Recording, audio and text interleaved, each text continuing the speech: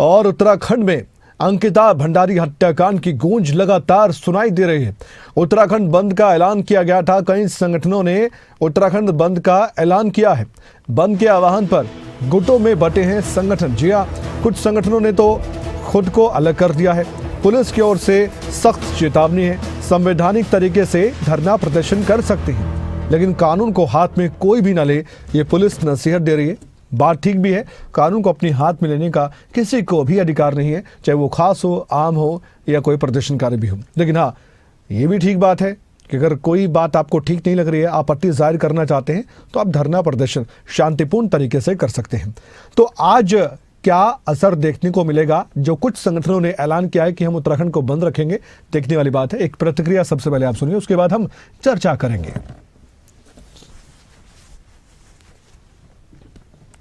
देखिए, हम लोगों ये आपको बहुत स्पष्ट तरीके से बता दें कि हम लोगों ने इस बंद का आह्वान जनता के ऊपर छोड़ा है। हम चाहते हैं कि वो अंकिता के सम्मान में, अंकिता को न्याय दिलाने के लिए स्वतः स्फूर्त तरीके से बंद करें। ये पुरानी तरह से उत्तराखंड आंदोलन की तरह का बंद नहीं होगा कि हम कहीं पे डंडा मार रहे हैं, कहीं पे कुछ कर रहे हैं, उस तरह का बंद नहीं होगा या जबरन बंद नहीं होगा, बल्कि बहुत शांतिपूर्वक तरीके से बंद होगा। क्योंकि एक मृत आत्मा के न्याय दिलाने के लिए हम इस समय ये संघर्ष कर रहे हैं और हम चाहते हैं वो भी उसके सम्मान में तमाम उत्तराखंड बंद करें, जो जहाँ पे वो अपने तरीके से इसको बंद करें। और इस वक्त हमारे साथ हमारे ब्यूरो चीफ उत्तराखंड से राव शफात अली जुड़ चुके हैं। आइए बातचीत करते हैं। राव शफात अली, अलग अलग संगठनों ने बंद का आह्वान भी किया है, कुछ संगठनों ने अपने आप को इससे अलग भी किया। अंकिता भंडारी हत्याकांड, अंकिता को इंसाफ दिलवाने के लिए, उनके परिजनों को इंसाफ दिलवाने के लिए अब जो लड़ाई सड़क पर लड़ने का प्रयास किया जा रहा है, आपको लगता है कि इस तरह से इंसाफ मिल पाएगा? क्योंकि सरकार कह रही है कि हम किसी को बख्शेंगे नहीं, जो भी दोषी हो। सरकार कह रही निष्पक्ष जांच हम करवा रहे हैं, पुलिस कह रही है हम भी मामले को देख रहे हैं। लेकिन दूसरी तरफ इस तरह बंद का आह्वान करके क्या वाकई में जो एक मन में बात है कि इंसाफ मिलेगा, इस तरह से मिल पाएगा और इसका असर दिखाई देगा? कमल, देखिए, सबसे बड़ी जो मांग थी वो सीबीआई जांच की मांग थी कि अंकिता भंडारी हत्याकांड की जो जांच है वो सीबीआई से कराई जाए। और राज्य सरकार ने, धामी सरकार ने ये बड़ा फैसला ले लिया, निर्णय ले लिया, अब इस पूरे प्रकरण की जांच सीबीआई करेगी। और क्योंकि 11 जनवरी आज का दिन था जी, अगर सीबीआई की जांच नहीं होती तो एक बड़ा प्रदर्शन देखने को मिलता, क्योंकि आह्वान किया गया था महिला मंच से। अभी कमला पंजी की आपने सुना कि किस तरह से उन्होंने कहा कि अब अपनी स्वेच्छा से जो बंद रखना चाहता है वो रख सकता है, लेकिन उससे पहले ऐसी परिस्थिति नहीं थी। आज थोड़ा सा अलग है। बंद का बहुत बड़ा असर देखिए उत्तराखंड में देखने को नहीं मिल रहा है। हाँ, कुछ एक शहरों को अगर छोड़ दें, लेकिन उत्तराखंड के जो अधिकतर शहर है वो खुले नजर आ रहे हैं। क्योंकि पहले क्या था कि सब एक मंच पर नजर आ रहे थे, वो चाहे कांग्रेस हो, यूकेडी हो, दूसरे दल हो या जो सामाजिक संगठन है वो हो। लेकिन अब परिस्थितियां बदल चुकी हैं। अब जो मांग थी वो पूरी हो चुकी है, सीबीआई जांच करेगी, तो बंद का कोई औचित्य यहाँ नहीं रह जाता है। तो कल ही कुछ जो व्यापारी संगठन है, जो कुछ अन्य पार्टी है, उन्होंने कल कर दिया था क्लियर कि वो बंद में शामिल नहीं होंगे। तो व्यापारी संगठन ने भी प्रेस विज्ञप्ति जारी कर दी थी कि वो बंद में शामिल नहीं है, क्योंकि उनकी तो मांग थी कि सीबीआई की जांच हो, और सीबीआई की जांच के लिए राज्य सरकार ने सिफारिश कर दी है। अब कांग्रेस से जब हमारी बात हुई तो उन्होंने भी यही कहा कि जो अपनी स्वेच्छा से, हालांकि उनका समर्थन था पहले, कांग्रेस का समर्थन था पहले, लेकिन अब ये रहा कि जो अपनी स्वेच्छा से बंद करना चाहता है वो बंद कर सकता है।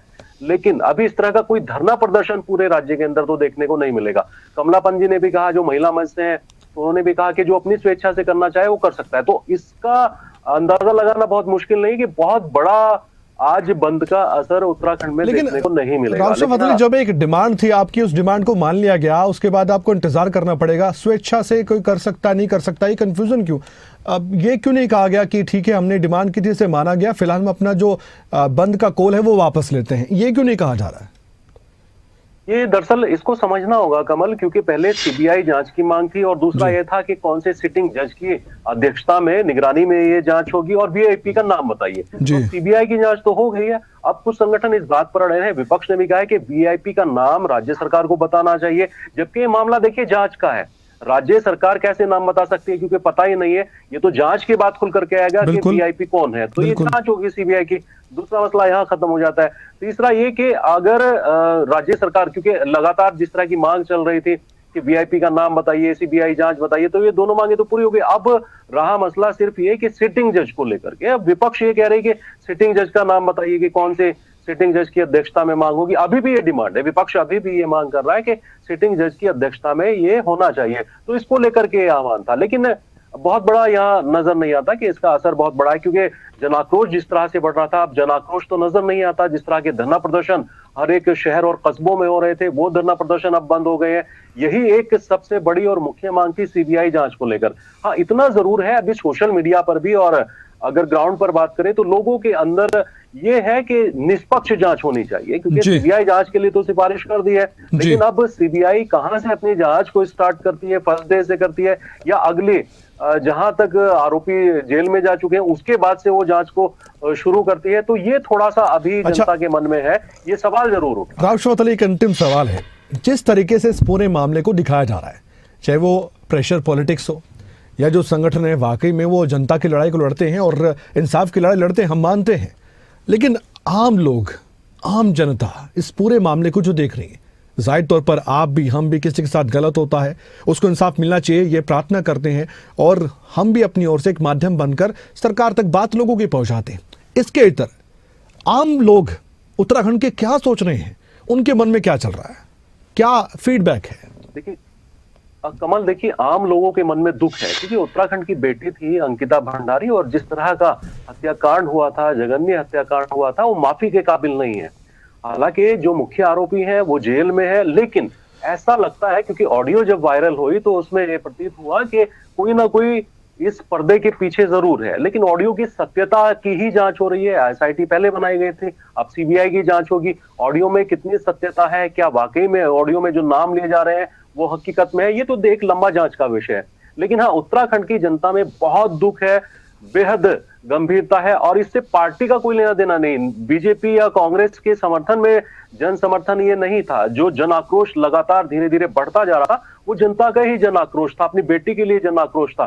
सभी ये प्रार्थना कर रहे थे कि इस मामले की सीबीआई जांच हो, निष्पक्ष जांच हो, अगर कोई दोषी छूट गया है अपनी ताकत के बल पर तो उसको भी सख्त से सख्त कार्रवाई का सामना करना पड़े। तो जनता की यही मांग थी, और अलग अलग जगह जो धरना प्रदर्शन हो रहे थे, वो जन आक्रोश बढ़ रहा था, उसमें पार्टी के लोग तो शामिल थे ही, क्योंकि देखिए विपक्ष भी इस मुद्दे को उठा रहा था, लेकिन जो आम जन था उसके मन में यह दुख था कि जो न्याय अधूरा है वो न्याय पूर्ण मिलना चाहिए।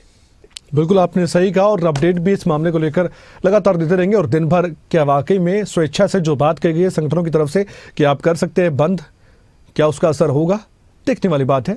तस्वीरें सामने आ ही जाएंगी। शुक्रिया आपका राव शौकत अली इस पर